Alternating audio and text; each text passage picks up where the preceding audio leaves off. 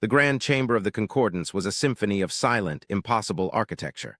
Platforms of polished obsidian drifted in a slow, gravitational ballet through a nebula of captured starlight, each one holding a representative of a species whose lineage stretched back millennia. At the heart of this cosmic hall, a single, immense holographic display pulsed with a cold, unnerving light. It showed a ship, a human ship. It hung in the void like a shard of absolute nothingness, a long, angular silhouette that seemed to absorb light rather than reflect it. Its design was brutally minimalist, devoid of the organic curves of Vorlagen vessels or the crystalline filigree of the Cathar Imperium. It was a scar on the canvas of space. Xylos, High Commander of the Cathar Imperium, felt a grating vibration run through his crystalline exoskeleton. It was the physical manifestation of his deep-seated agitation. His multifaceted eyes, which could perceive the universe in a dozen different spectra, remained fixed on the human vessel. The data streams scrolling beside the image were a litany of contradictions. The vessel, designated by the humans as the Absolution, registered with a mass that suggested a density rivaling a neutron star. Yet its energy signature was bafflingly low, almost at background radiation levels. It moved without any detectable propulsion, bending spacetime around it in a way that Cathar physicists had deemed theoretically possible but practically unattainable without an energy source capable of collapsing a star. "It is a weapon," Xylos projected, his voice a chorus of resonant chimes that filled the chamber, each note sharp with conviction. "A weapon of conquest cloaked in deception. The humans have been members of this concordance for a scant few cycles, their history a chaotic tapestry of self-inflicted violence and breathtakingly rapid technological leaps. They are a species that glorifies conflict in their art, their histories, their very philosophies, and now they have built this monstrosity. It has patrolled their territorial border for nearly a full rotation, silent, broadcasting nothing but a simple identification code. It is a blade held to the throat of the concordance, and we sit here debating its nature as if it were a philosophical curiosity." His gaze shifted to another platform, where a being of pure, shimmering energy coalesced and wavered. This was Lyra, the emissary of the Lumina, a species so ancient they remembered when the galaxy's spiral arms were still forming. The Lumina did not communicate with sound, but with direct empathic and conceptual projection, a wave of pure thought that washed over the assembly. And yet, Commander, it has committed no aggressive act. Lyra's thought stream flowed, calm and serene as a deep river. Our sensitives have tried to read its intent, the consciousness of its crew. We find nothing, not a shield of psychic interference, but a profound quiet, a stillness. There is purpose in that vessel, but the purpose does not feel like malice. It feels heavy, like an immense sadness. A low, gurgling sound of discontent came from a third platform, where the amphibious Vorlag delegate Grak shifted his great bulk in his humidified atmospheric bubble. "Sadness does not build warships of this scale," Grak rumbled, his voice thick and wet. "Pragmatism does, fear does, ambition does. The Vorlag Consortium has built its prosperity on the stable flow of trade and the predictability of our partners. The humans have always been unpredictable. Their economies rise and fall on concepts as ephemeral as belief. Their societies fracture and reform over ideologies we can barely comprehend. This ship is the ultimate unpredictability. It destabilizes everything. My constituents are demanding to know what the concordance will do. Trade routes near human space are already being diverted. Insurance premiums for shipping concerns have skyrocketed. This vessel is an act of economic warfare, even if it has not fired a single shot." Xylos resonated with approval. "The Vorlag speaks sense. The ship's very existence is an act of aggression. It is a statement of power. We must demand its decommissioning. If the humans refuse, the Imperium is prepared to interpret that refusal as a declaration of intent." The threat was unspoken, but hung in the starlit air of the chamber like a shroud. The Cathar fleet was the largest and most powerful in the known galaxy, a force that had brought entire empires to heel. "To threaten a species based on a potentiality is to walk a dark path, Commander," Lyra projected, her light softening to a gentle, cautionary blue. "You see a weapon because your culture has defined power through the lens of destructive capability.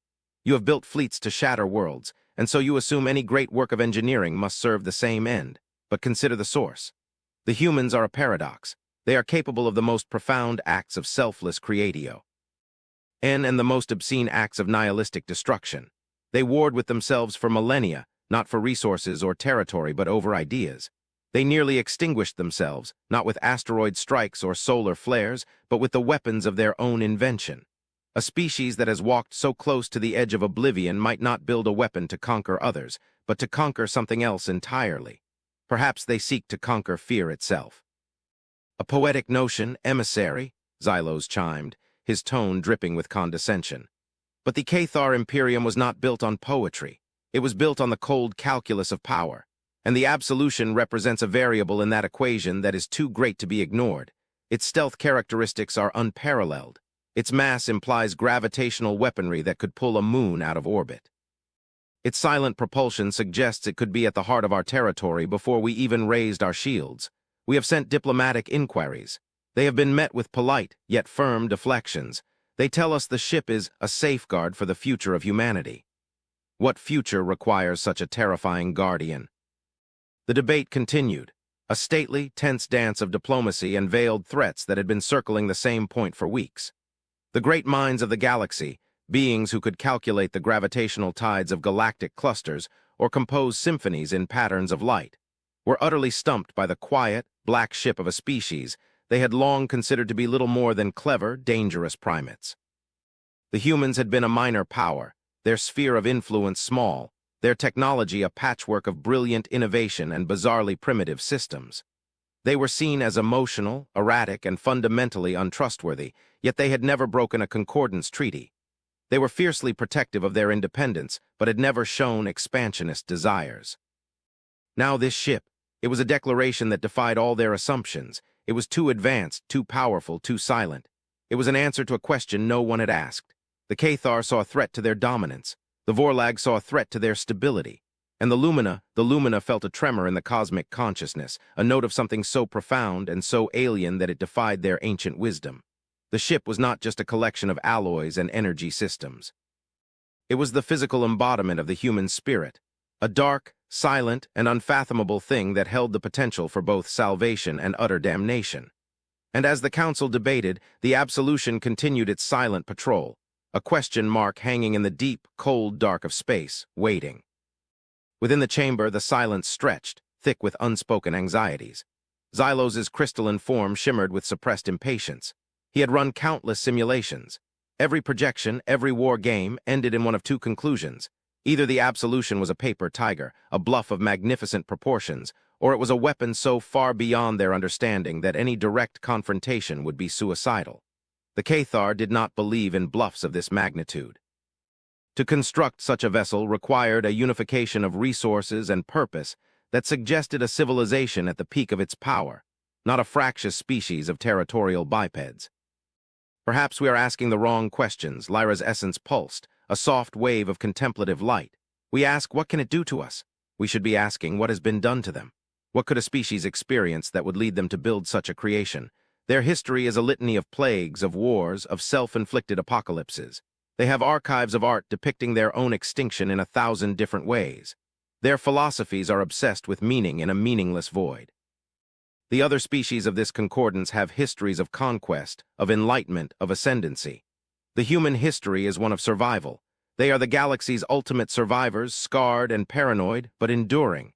This ship is the ultimate expression of that survival instinct. Survival does not require a weapon that can crack a planet, Grak rumbled, his large, placid eyes blinking slowly. Survival requires cooperation, alliances, predictability. This ship undermines all of those things. It breeds fear, and fear is the precursor to conflict. It is forcing the hands of its neighbors. The Vorlag Consortium is already reallocating civic funds to military expansion. We must do so to hedge against the unknown. Do the humans not understand this? That in their quest for ultimate security, they are creating the very instability they claim to fear. The chamber doors, great silent monoliths of energy and force, slid open. A lone figure entered, walking down the long, glowing causeway toward the center of the hall.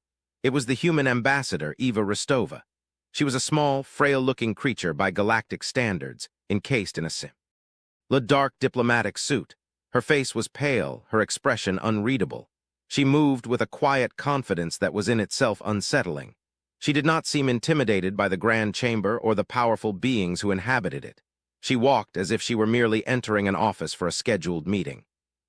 She came to a halt on the central dais, directly beneath the haunting image of the absolution. She offered a slight, formal inclination of her head, a gesture of respect that felt practiced and precise.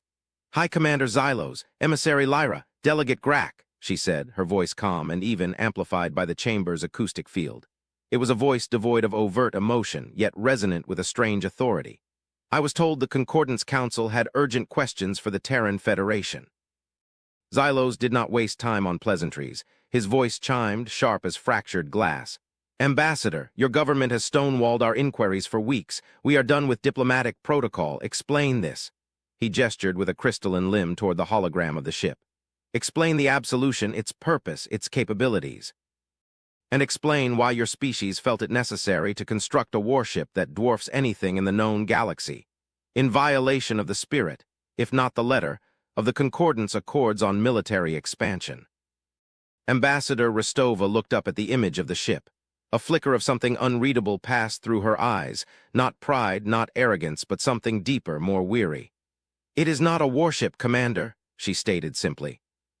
The statement was so blunt, so contrary to every piece of evidence that a wave of disbelief rippled through the chamber. Grack let out a low, incredulous groan. Xylos's form seemed to vibrate with indignation. Do not insult our intelligence, human. We have analyzed its mass, its gravitational displacement, its potential power output. We are not primitives scared by a loud noise. We are a council of elder species. That vessel is the most powerful instrument of war ever constructed. I did not say it was not an instrument, Rostova replied, her gaze still fixed on the ship. I said it is not a warship. You are correct in your assessment of its power. In fact, you underestimate it, but you fundamentally misunderstand its purpose. You see a sword because you think in terms of battles. The absolution is not a sword. It is a shield. A shield that absorbs light. A shield that broadcasts no energy, that registers as a void. Lyra's thoughts gently probed. That is not the nature of any shield we have ever conceived of. Rostova finally lowered her gaze and looked at the assembled delegates. Her eyes were dark and seemed to hold a profound depth of history of pain. Because you are shielding against the wrong thing. You build shields to stop kinetic energy, directed plasma, radiation. You shield against things that can destroy ships and burn planets. Humanity's shield is not designed to stop a weapon. It is designed to stop an outcome. The worst outcome a sentient species can conceive of. She paused, letting the weight of her words settle in the vast, silent chamber. Oblivion.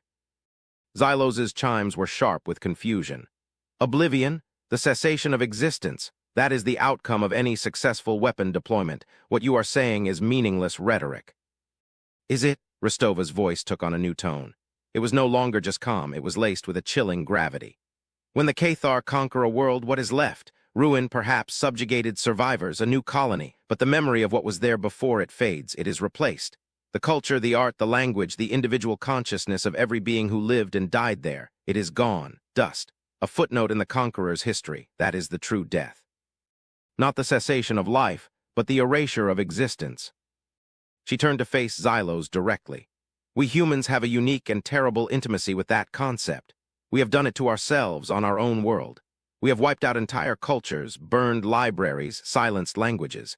We have seen what it is to not just kill an enemy, but to make it so they never existed at all.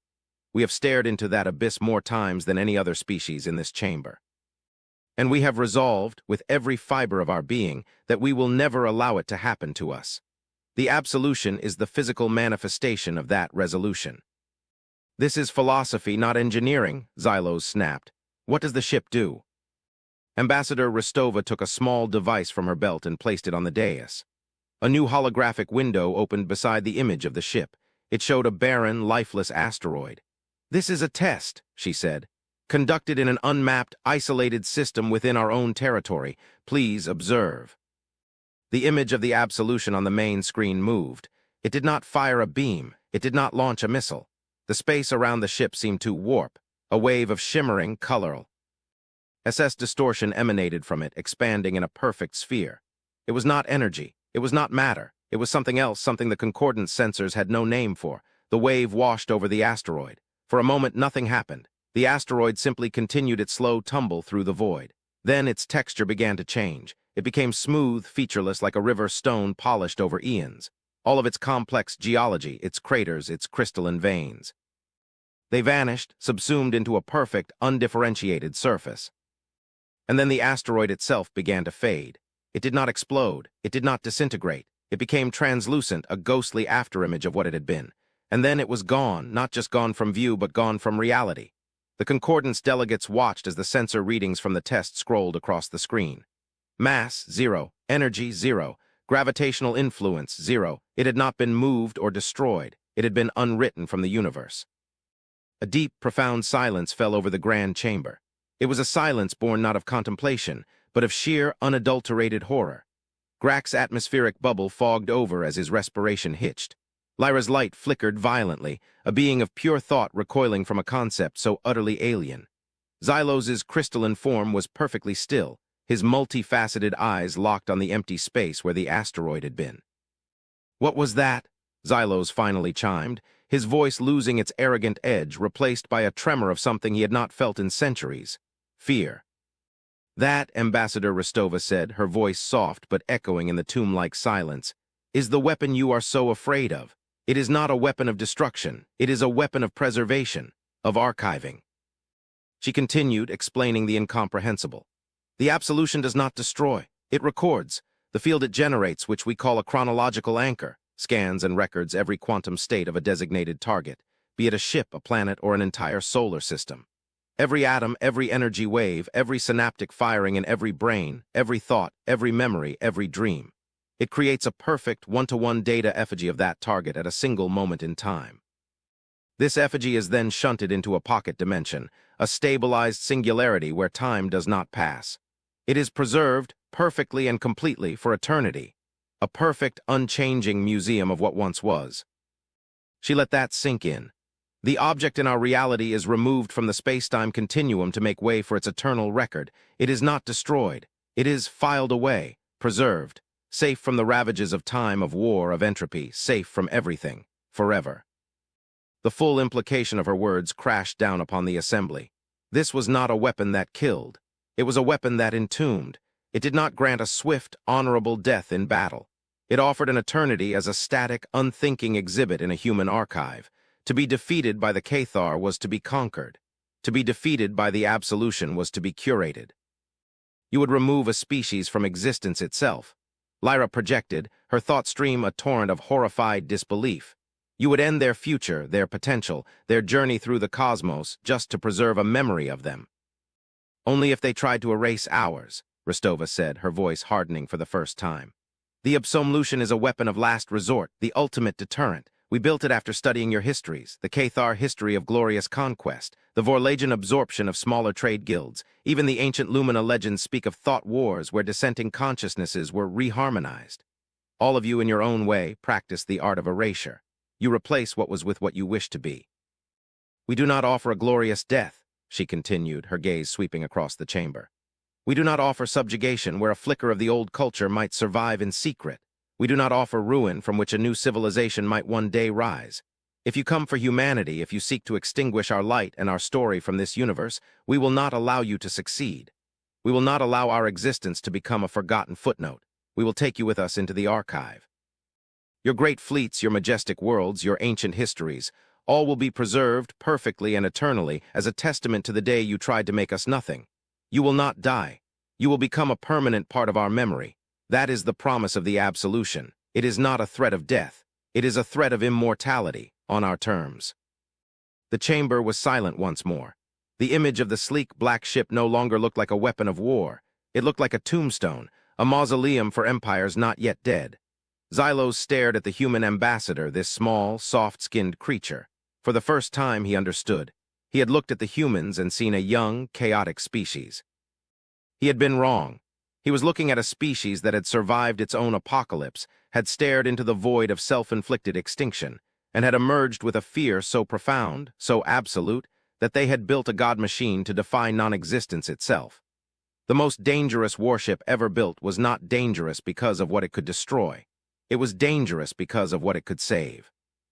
A slow, creeping realization dawned in Xylos's crystalline mind. His entire philosophy of warfare, of power, of galactic dominance, was predicated on the fear of death and destruction. The Cathar were masters of wielding that fear. But the humans had weaponized something far more fundamental. They had weaponized legacy. They had turned the very concept of history into a shield and a sword. How do you threaten a species whose ultimate deterrent is not to kill you, but to immortalize you against your will? How do you wage war on an enemy whose final act is to turn you into a museum piece? It is a profound statement. Lyra's essence pulsed, the horror in her thoughts now mingled with a strange, deep sense of awe, born of a pain we cannot comprehend. To fear erasure so completely. Grack's voice was a choked rumble. This is madness. It changes all the rules, the entire galactic balance. It is meaningless now. It is not madness, Rostova corrected, her voice softening again, the hard edge gone. It is the logical endpoint of our history. We have always been a species of storytellers, of historians, of artists. We build museums to remember our past. We write epics to mourn our dead. We are defined not by what we are, but by what we remember. When faced with the possibility of a future where no one is left to remember us, we did the only thing we could. We built a better museum. The political and philosophical shockwave of the revelation was still expanding through the chamber when a secondary alarm, a high-pitched, insistent chime reserved for Priority 1 alerts, cut through the silence.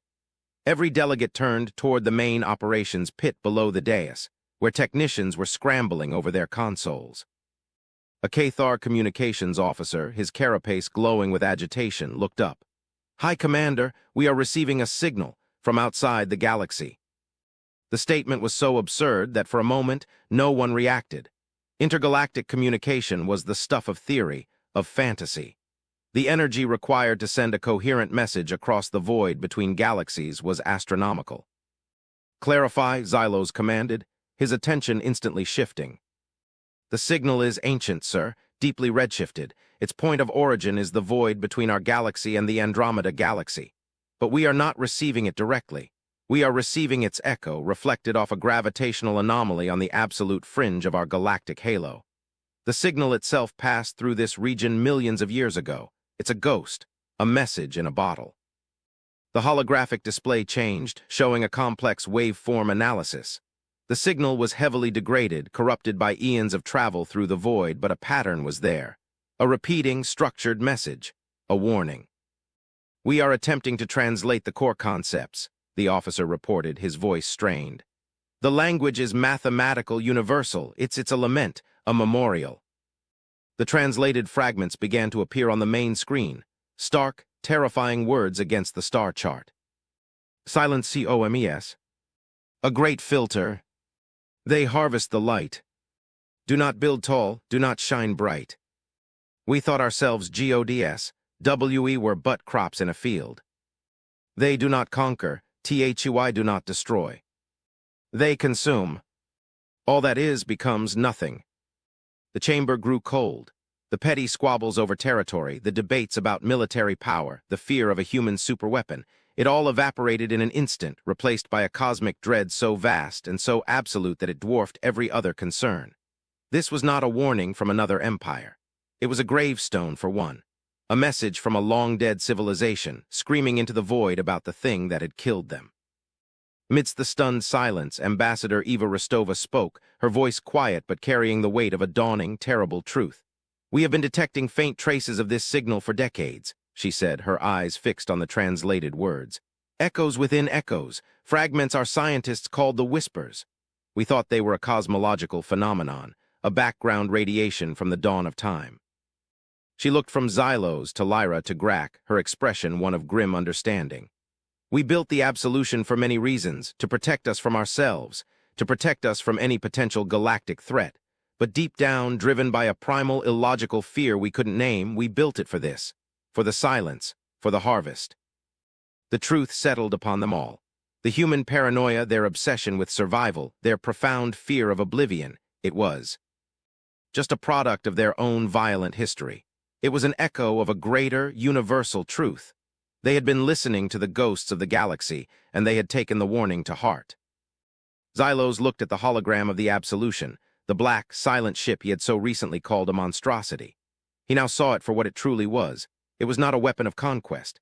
It was not a deterrent against the Cathar or any other concordant species. It was an ark, a final, desperate attempt to save not just the memory of humanity, but the memory of everything, from a foe so ancient and so powerful that its existence was only known through the dying screams of its victims.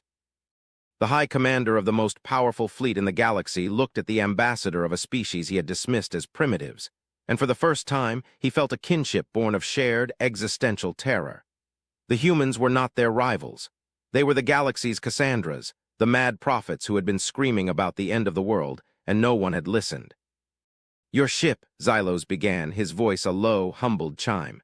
"Its archive, can it preserve more than one culture?"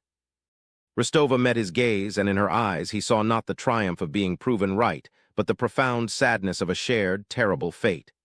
"Its capacity is considerable, Commander. It was designed to be a sanctuary, a record of life itself in all its forms." The Grand Chamber, once a stage for political posturing and threats of war, was now awake. The delegates of the great species of the galaxy stood together on their floating platforms, no longer rivals, but mourners for a future they had just lost. They looked at the translated message, at the star chart showing the vast, empty space from which the warning had come, and then at the image of the human ship, the most dangerous warship ever built. And they understood with chilling clarity that its danger was not that it could unmake them, but that it might be the only thing left to remember they had ever existed at all. The battle for the galaxy was over before it had even begun. The struggle for memory was about to start.